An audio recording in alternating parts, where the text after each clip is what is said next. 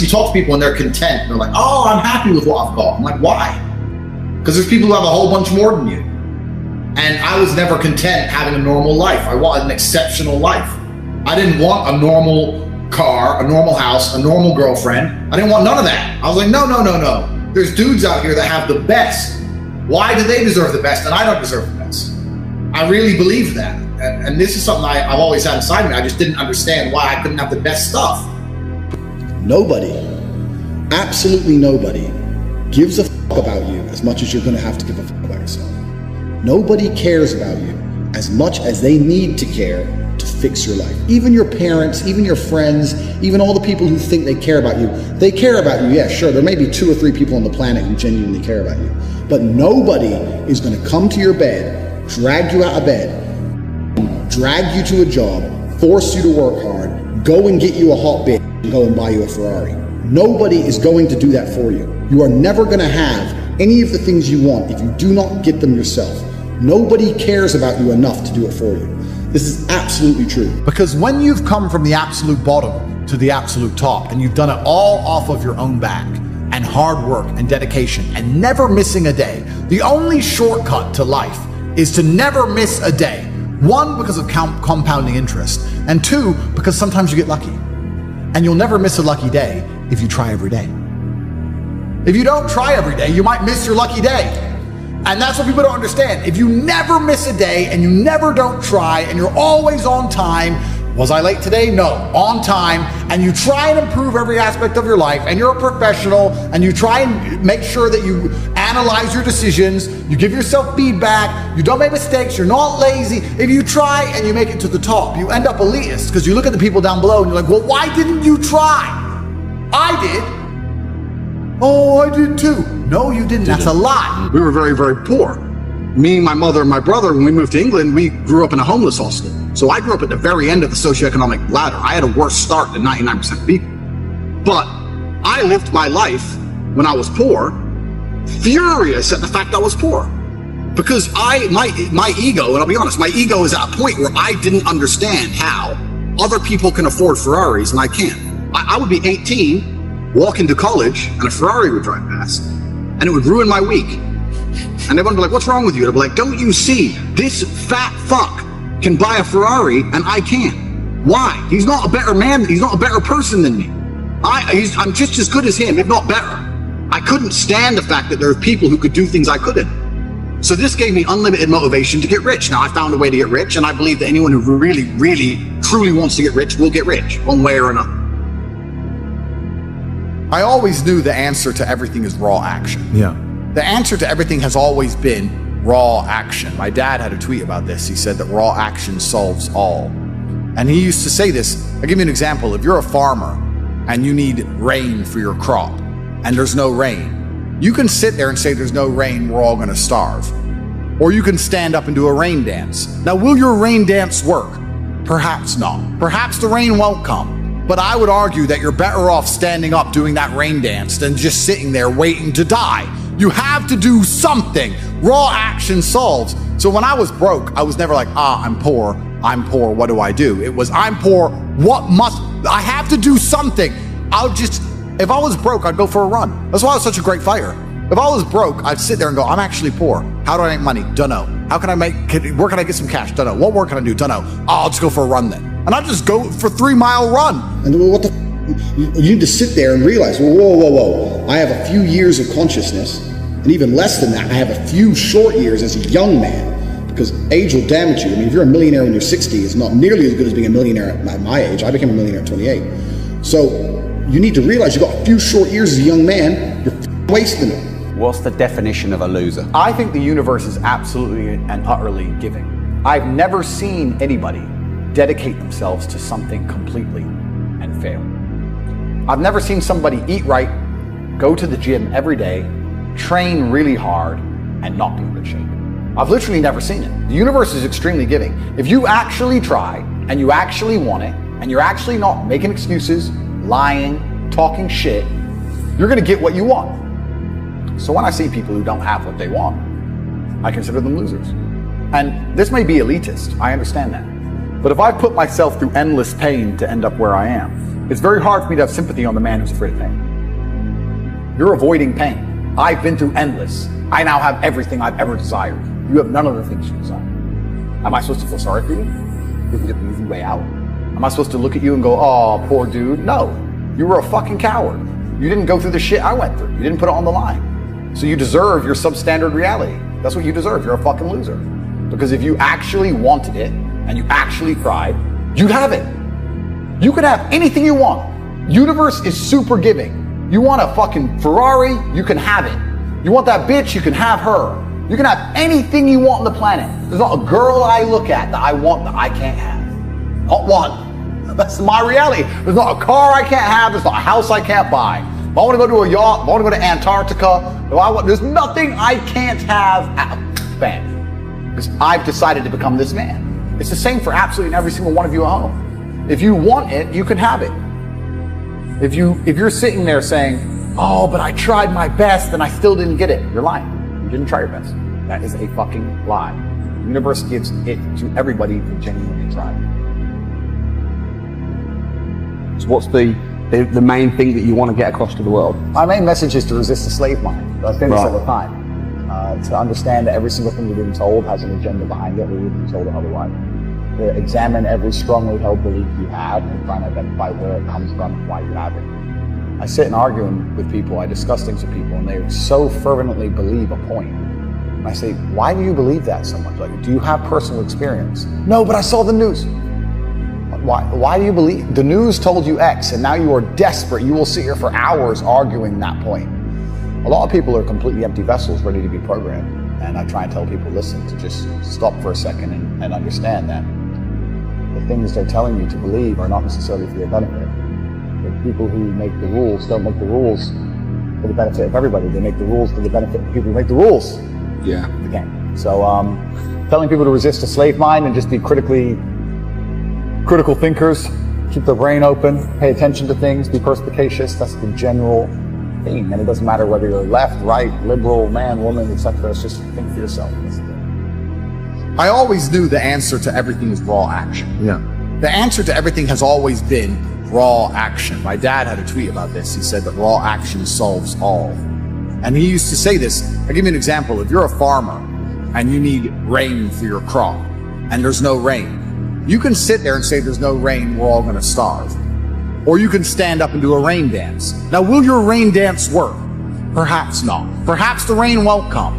But I would argue that you're better off standing up doing that rain dance than just sitting there waiting to die. You have to do something. Raw action solves. So when I was broke, I was never like, I'm poor, what do I do? It was, I'm poor, I have to do something. If I was broke, I'd go for a run. That's why I was such a great fighter.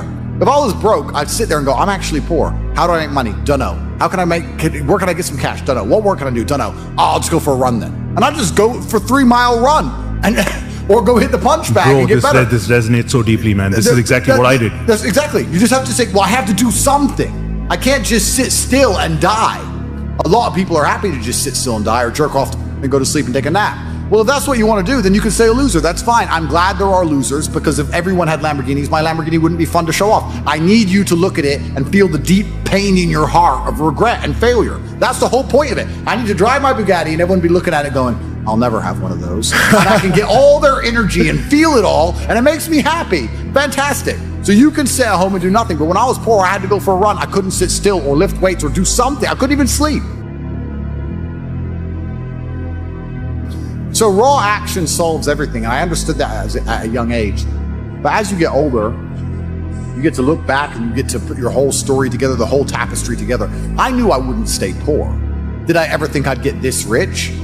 Well, I never said I wouldn't, but did I ever think it would probably happen at this level? No. But it's amazing how the compounding interest of just endless raw action adds up. I've never had a lazy day. I've never skipped work, never missed an email, never had a day off, ever.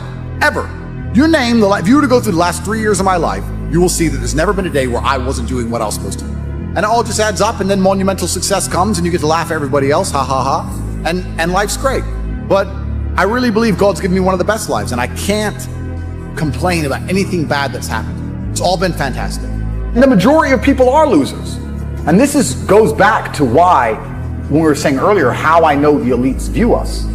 Because I'm from a council estate in Luton, a single parent household. And I've only been rich 10 years or so. And I despise losers. So imagine you're a billionaire born into a family, a lineage which has controlled Earth for hundreds of years. Imagine how much they despise us. Do you think they give a fuck about putting a bullet in me? Do you think they're gonna have any sleep at night missed? Do you think they give a solitary fuck about you missing your fucking parents' funeral because of the common cold? They don't give a solitary shit. Why would they? Because I already know how I feel when I listen to losers complain. Because this is what happens at a certain level of competence and power. You just get to a point where you're like, I'm tired of hearing your fucking excuses. That's bullshit. And you become, to a degree, yeah, cold and psychopathic. It's true. That's what happens. And I get it all the time. I get thousands of emails a day. Everyone I grew up with, people I know, I get it all the time. They'll message me, hey man, you know, just unlucky. You are not unlucky. You are a lazy fucking loser. You are not unlucky. You're breathing. You're lucky. The unlucky ones are gone.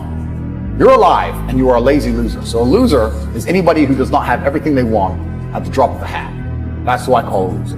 Because I have absolutely everything I could ever possibly desire. And if I wanted something that I couldn't have, I guarantee you can speak again in a few months. It's interesting you say that, because I have this saying and nobody can understand. I say money's not real.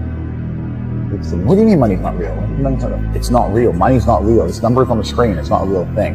And once you start putting systems in place that generate huge sums of money, and once you get to the point where money basically has no value, like I do, I can go buy a Ferrari today and my bank balance will look like it doesn't change. This money isn't real. It's just numbers. It's all fucking invented. It's printed from the sky. It's garbage.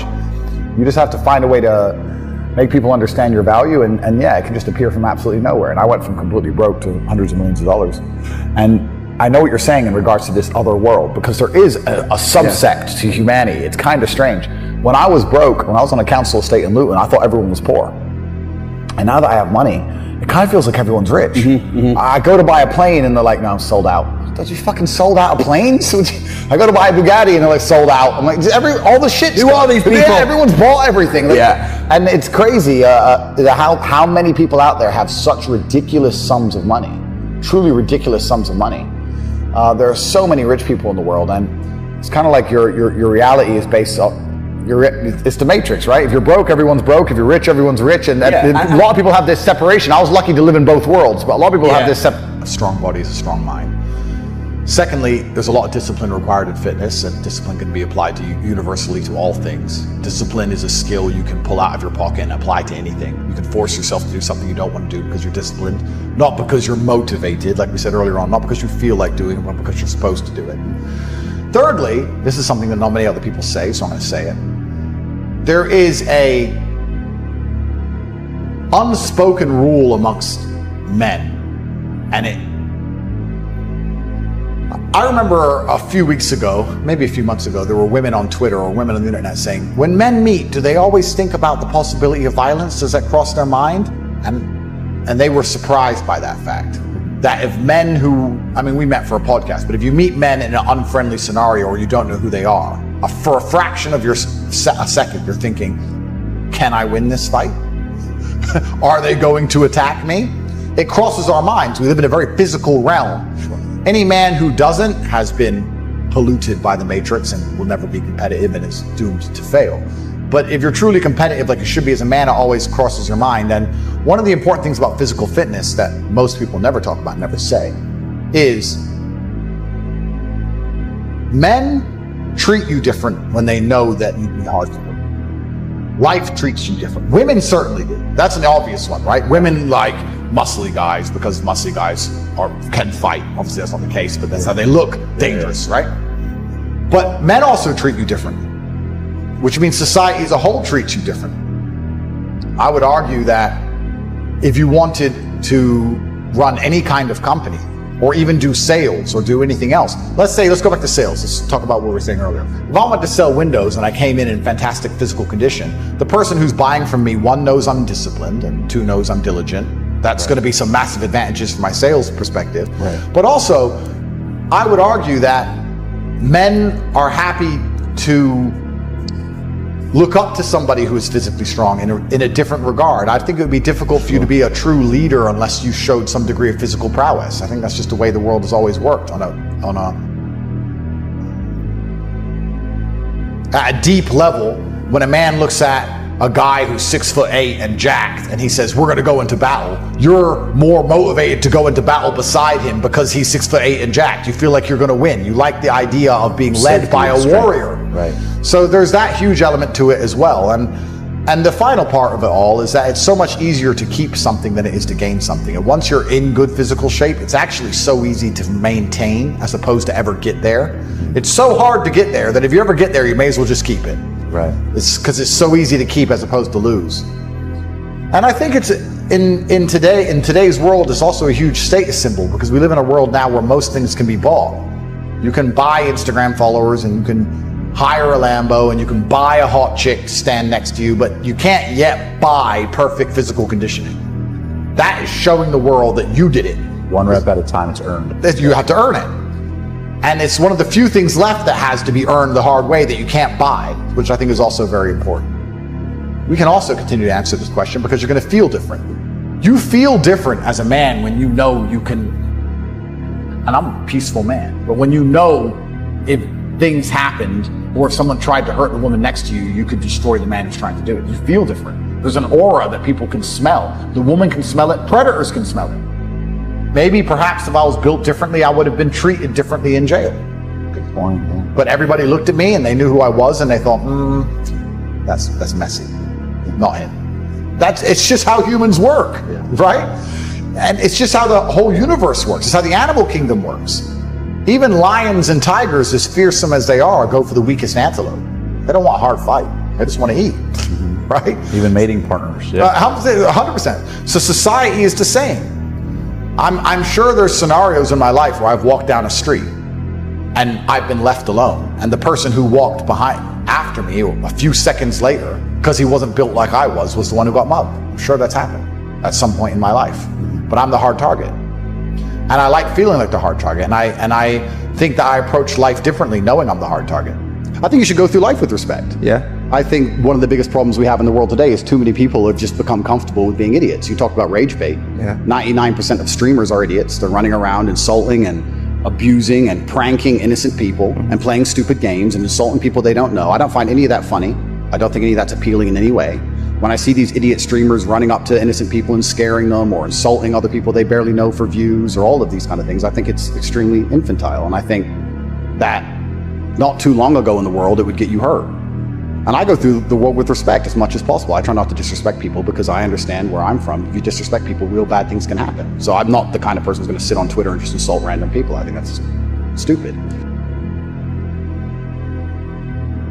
Even if they can't find me, even if they can't get to me, even if they don't have the capability, I think God himself is watching, and I don't think God likes people who do that kind of thing. I think that you pay the price one way or another if you're going to go through life and be that kind of person.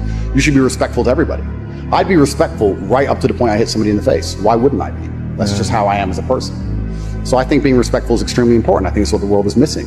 I think it's especially what the crypto community is missing. Interesting. I think the entire world is missing respect. I think there's a lot of people with a few followers and a big mouth who, perhaps because they live in a failed state like California and they live in a failed city like LA, they just go through life and they do a bit of drugs and their friends do a bit of drugs. I don't do drugs. Everyone just talks constant shit and nobody has any honor or respect anymore, and there's crack addicts everywhere and houses get robbed, rappers get shot, and nothing matters. You just run your mouth, right? But if you live in other areas of the world, you lived in Moscow or Bucharest, and you were the kind of person who just talk shit on Twitter, you pay the price for that. You have to be a lot more careful in other places. I have a lot of guys ask me, similar to your question, a guy will come to me and go, how do I get a girl? I'm like, bro, you're a loser. Yeah, but I know, but how do I get a girl? Well, you're a fucking loser. You're a loser. Why are you asking me? It's like saying, how do I win a race with a push bike? You're racing Ferraris. What do you want me to do? Yeah. There's only so much you can do. There's only so hard you can pedal. There's only so many tricks and tips. There's only so many game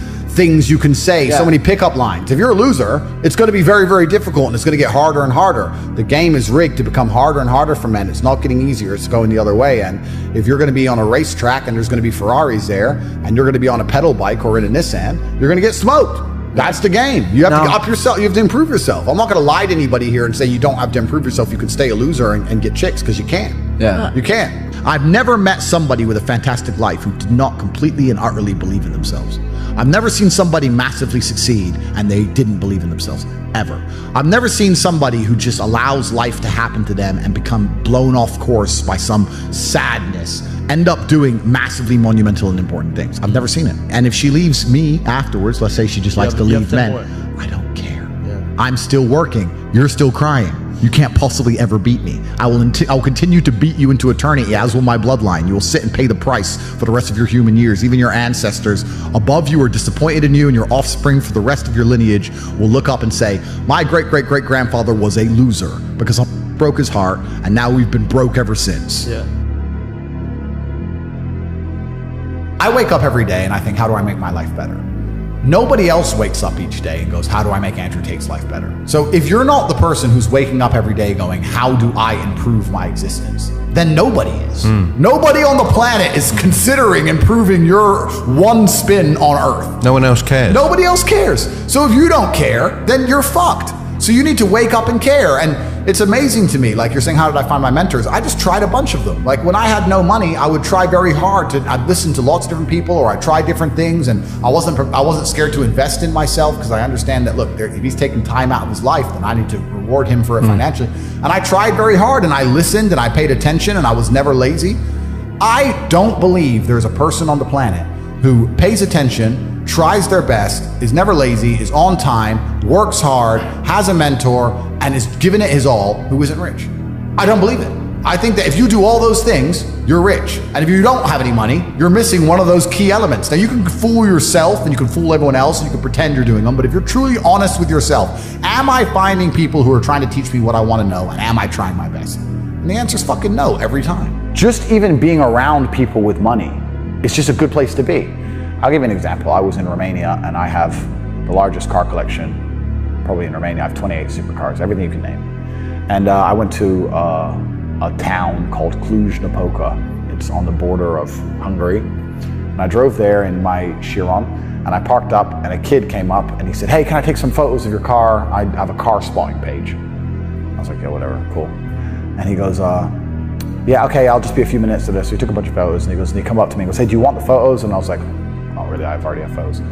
And he goes, oh yeah, okay. Well, if you want them, here's my email address. And I said to him, why do you do this? Like, you spend all day standing around taking photos of other people's cars. Is that not a waste of time? I thought it was a waste of time, but I was wrong. He goes, oh, well, I skipped school and I skipped college because I knew if I take pictures of expensive cars and email them to people, I'll have email addresses of the richest people in Romania. Yeah, smart. I was like, you're clever. I ended up hiring him. He works for me now. Yeah. I was like, I like you. He got himself a full-time job that day. So he understood, be near the money. I have no money.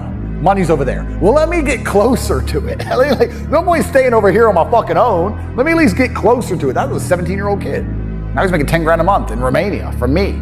So like, at least being closer to it. So you're right. People should, even if they haven't got a penny in the world, should be going to these meetings about real estate, about investing, that especially if it's cheap, they should go. Just meet other people who at least have money. Have conversations about money. Talk about it. How are you going to get what you don't talk about? For the people watching at home, they just need to sit and understand that the system does not make rules for the good of you. It makes rules for the good of the people who make the rules. And a lot of the life paths laid out to the average man at home today is not for their own good. It's only going to lead them to depression and misery. The point I'm trying to make is smart work or intelligent work is something that most people use to hide and disguise their laziness. And I'll tell you why. Because if you're not a lazy individual, the first thing you do is you dedicate your entire life to work. Like I just said, every check is work, every gym session I go to is work, every car I drive is work. I'll film it, I'll use it, whatever it is. Every single thing I do inside of my existence is work. Once I've used all of my human time, every single waking second of every single day, and I now have a pile of work I can no longer complete, then I look to streamline. And then I go, okay, I've been awake for 17 hours and my work isn't finished. I need to find a more efficient way to get my work done. That's when you start being smart and efficient. But until all of your time is used, smart and efficient is a disguise for laziness. It's flawless, right? You don't need to be smart or efficient. You need to work. I have people inside of Hustles University. You just said I conquered TikTok, right? There's a guy inside of Hustles University who's 16. He's making 45,000 pounds a month. You know why? Because he takes my old interviews, He makes TikToks and he puts them on TikTok. He does 300 TikToks a day. He just works. Doesn't think, doesn't try and be smart, doesn't try and be efficient, doesn't try and change the world. He sits his ass there on his phone and fucking works. And now he's making 45 grand a month. I've told this story on other podcasts before, but I've been an envious person. I've told this story because it was so pertinent to me about how most people don't care. I was walking to school. I was walking to sixth form college in Luton. I was 16, 17 years old. And I used to have to walk about an hour each day to school, and it was raining, and I was walking. And I was walking with 3 of my friends, and a Ferrari, it was an F430, I think, pulled up at the... That was my first Ferrari. Yeah. Pulled up at the lights, made a bunch of noise, and I was standing there, and I watched it, and then the light went green, and he just tore off. I said to my friends, I was like, bro, how do we get Ferraris? And he's like, what do you mean? I was like, my mom is on a council estate, single mother. She raises 3 kids on 300 pounds a month. We can barely afford food. He has 200 grand for a car. Liquid for a car. Something is broken. None of the teachers at school have Ferraris. None of our university professors have Ferraris. No one else I know has a Ferrari. What do we have to do to break the matrix and find the money? This is all a lie. I want a Ferrari. And my friends were like, don't know. That's why I have Ferraris. Wrong friends. Well, no, that's why I have Ferraris and they don't. That's why I now have 33 Ferraris. Because I was envious. I was envious of this man. Most people don't care. But you turned envy into learning how to figure it out. Well, I turned envy into anger, and anger is power. But what we have people doing now, because they don't believe in themselves, because the matrix has dampened their soul, when they feel envious, because they want to level the playing field, which is all envy is. Instead of trying to elevate themselves, they try and drag others down. So when people look at my life and they're envious of me, what they should say is, he's truly from the most humble possible socioeconomic beginning. He is a person of color from a council estate, a single mother household. He is the bracket of criminal. He's at the bottom, and he made it up to the highest echelons. He's on the phone with Elon Musk and his ability. He can do it, I can do it. What's the worst advice anyone's ever given you? It's a good question. I've seen a lot of bad advice on the internet. What's the worst advice anyone's ever given me personally? I never really listened to anybody, so it's hard for me to talk about advice because I never listened to it. The traditional path to wealth is terrible advice. To go to university, get a degree, get a job, blah blah blah. That's terrible advice. We already know that. We talked about that. I think follow your passion is also a terrible piece of advice. Yeah. People say, "Hey man, you need to find what you're passionate about and do that." And what they're trying to say is only do what you like, because you have no motivation to do anything else. And motivation in and of itself is a scam. I don't believe in motivation. I believe in discipline. I am not motivated to do the things I'm supposed to do every day. I don't wake up full of joy that I have to go to the gym or that I have to work or I got to deal with crap. I don't feel motivated to do them. I'm disciplined. I do them regardless of how I feel. Whether I'm in the mood to do it or I'm not in the mood to do it, it gets done. That's discipline. Discipline's a real thing. Motivation is fleeting. Yeah. You're never going to be permanently motivated. So when someone comes along and says, oh, do what you're passionate about, what they're saying is you'll have endless motivation and then you'll be able to try hard. If you're the kind of person who can only try hard at something he enjoys, then you're going to fail. Because most things you enjoy don't pay any money. If they paid money, you wouldn't enjoy them. It's called a job, right? Nobody likes their job. You like your hobby. I'm sure you like playing video games. Maybe 1%, 0.1% can make money from video games, right? Most people, you ain't ever going to make it. Yeah. Do you think the guy in China who owns a concrete plant is passionate about concrete? Do you think he's sitting there stroking it at night, naked in bed? Fuck no. It's money. Be passionate about success. If you're passionate about money, then you can be passionate about anything. I'll be passionate about any business on earth that pays me. If you pay me $1 billion to dig that hole, I'll be very passionate about that hole. I will dig that hole with passion for the cash. Because you know the cash. For the money. Yeah. That's right. So when people come along and say, oh, you need to find something you're passionate about, follow your passion. Bro, you're going to follow your passion to the fucking food bank. You're never going to make any money that way. You have to sit there and go, what is going to pay me? Most men's dream is a Lamborghini, let's say. And they have to save, and they have to finance it, and work out how they're going to pay for it, and they have to get the garage for it, and it's a big deal. So by me trivializing that big deal, it highlights to me the echelon of my life. If I walk into a car dealer and say, what have you got right now? Oh, this and this. Okay. Don't ask the price. don't care what it is, don't care what it costs, and pay for it, and then leave it at the dealership for 4 months before eventually it collects on a truck, because I never even pick it up, and it goes into some storage unit somewhere. It's like I get other people's dreams with ease. I take their dream scenario and I trivialize it into just, yeah, okay, I don't even want it. And I think that's what I enjoy about it. It's kind of like that is hedonistic. Well, it's kind of like a man's in love with a supermodel. Oh, I love the supermodel. And he writes on her Instagram, and well, these dudes, this is real. A man's in love with a girl on Instagram. She's got 3 million followers, and she's beautiful. And he's liking her posts and writing underneath it. And he's inboxing her, and she's not replying. And he's obsessed with her. And I'm like, yeah, okay, coffee. Fine, Tuesday. Do I really want to talk to her? No. But this man wants it so bad that I have to make it so ridiculously easy. I guess it's kind of like a peacock putting up his feathers, you know? Or a lion saying, don't come near my territory, don't come near my tree, or I'll annihilate. If you were in a room with ice cream experts and all they talked about was ice cream, how to make it, how to store it, how to move it, the different flavors, the size of the cartons it's in, how much it costs to produce, if all they talked about was ice cream and you were in that room, sooner or later, when someone comes to you to ask you something about ice cream, you're going to know the answer. Yeah. But you're going to accidentally know some shit about ice cream. If you're in a room of people who only talk about money, do you understand what I'm saying? Yes. So you need to be around people who are about it. And the problem is with the people out here, everyone has a dream, but not many people have a plan. A dream and a plan are different things. When you say to guys, do you want to be rich? Yeah, I want to be rich. How will you get rich? One day, when the shit comes in. So you can have a dream with no plan. When's the last time something fantastic has ever happened on accident? When's the last time you've seen a big jacked dude and you say, hey man, how'd you get so jacked? And he goes, dunno, oops. Dunno, it just happened. No, he planned it. He went to the gym, he ate a certain way, he planned his meals, he had to make it happen. It's exactly the same with getting rich. You need a plan to get rich, right?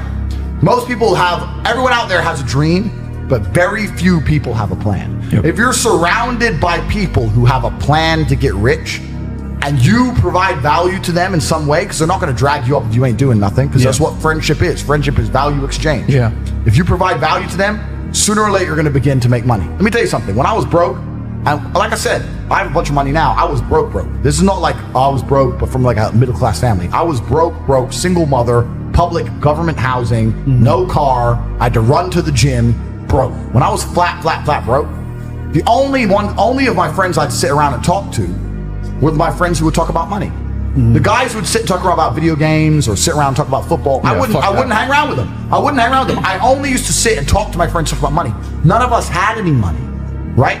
But if we walked into a coffee shop and we bought coffee, we would then sit there over our coffee and analyze, how did this coffee shop make us give them our money? Because that's what's happened. We've given our money to this coffee shop. Why? Did we really want coffee? Where is it located? Is it a convenient location? Is it because of the brand of the coffee? Is it because the waitress is cute? Why are we in this particular coffee shop? Why didn't we go to that one? Why are we in this one? If we were to open up a coffee shop next door, how could we outcompete this one? What's the rent for this place? What's the margin on a cup of coffee? Everyone in here's a man. If you notice, everyone in here's a man in a business suit. Why is the person serving not a hot girl? Why is it a guy? Do they sell sandwiches? Do they sell cake? Like, start to actually think. Think about the money. And then if you do that every single time you spend money on anything, you're going to end up realizing there's tons of gaps. There's gaps in the market everywhere. You'll start to sit there and go, you know what? I could open up a coffee shop right next door to this fucking coffee shop. Change this, and this, and murder this place. But people don't think about it. People just give their money away all day, and it never even crosses their mind about how they were convinced to give their money away. Yeah. You know? Because if you want to get rich, you're not the Federal Reserve. You can't create money from the sky. You need to convince other people to give you their money.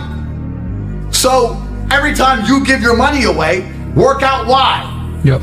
You know, so you need to be surrounded by people who think this way. You need to adopt this attitude. I've always had it even when I was poor. You need to start to realize that the traditional methods of creating wealth, which are advertised to you, are a scam. The idea that you can just work really hard, save up, get a mortgage, and in 35 years pay the house off, and then you'll be rich. That's not real. That's what your parents did, right? The average cost of a house during your parents' era was like 4 times the wages or 5 times the yearly wage or something. Now it's completely out of control. Yeah. It's completely out of control. And patience is another thing. I'll make a big point. Patience is a huge enemy to getting rich. I don't care what these Gary Vee and these dorks, because Gary Vee's a nerd. Gary Vee's a nerd, right? He may have some money, right? But if I were to grab him by his neck, hey, bro, you gotta be really tough and you gotta really work hard. Shut the fuck up. Pussy. He's a bitch, right? So when all these dorks are talking about patience is what they tell the slaves to convince the slaves to keep being slaves. That's what it is. If I was in charge of the world, right, and I had a working class of slaves, which is what the working class is. I don't use that word slaves unironically, right? You're slaves, and I'll tell you why. If I can create something from thin air, and I can create unlimited amounts, and I can make you give up your life for this thing, you're my slave. If I could create dollars from thin air, unlimited amounts, and I can make you sacrifice your life. Fiat currency. And make you sacrifice your life for a tiny percentage of what I can create from thin air, you are my slave. Because even if you say no, I'll say, I'll give you some more. Oh, okay. Oh, here's some more of the free thing I make. Here, go do it. Go clean the streets, idiot. You're a slave, right? So the slaves, what they do to keep the slaves being slaves is they advertise patience. Don't worry. Here's what you do. You go to school, you go to college, you go to university, you get in debt, you get a mortgage, you get in more debt. You work really hard. Don't worry. Your life's shit now, but in the future it'll be good. Don't worry, a good day's coming. You might retire with a 401k. Keep working, keep going, slave. You can do it. Patience is how they trick you into keep being a slave. Yep. I turned myself from no money to my first million in 2 years to 30 million 3 years later. That's how fast you can make money if you're about money. If you're about it, right? So I've never believed in patience. You gotta forget the patience. You gotta forget the people who Money loves speed, man. Money loves speed. Yeah. You gotta forget the people who aren't about money around you. It's gotta be all you think about, all you talk about. You gotta start producing. You gotta start attracting attention one way or another. And if you do all those things, you will start to make some money. But next time you're sitting with your friends, this is a challenge for every single person watching this. Next time you're sitting with your friends, unprompted, come in, sit down, and just join in the conversation. Just join in whatever they're talking about. And after about 20 seconds, sit and think, this is bullshit. This is not gonna make any of us rich. They're talking about this, that, this bitch, fucking football game, this guy. This is not gonna make any of us rich. Yep. Nonsense. Eureka! I am wasting my life.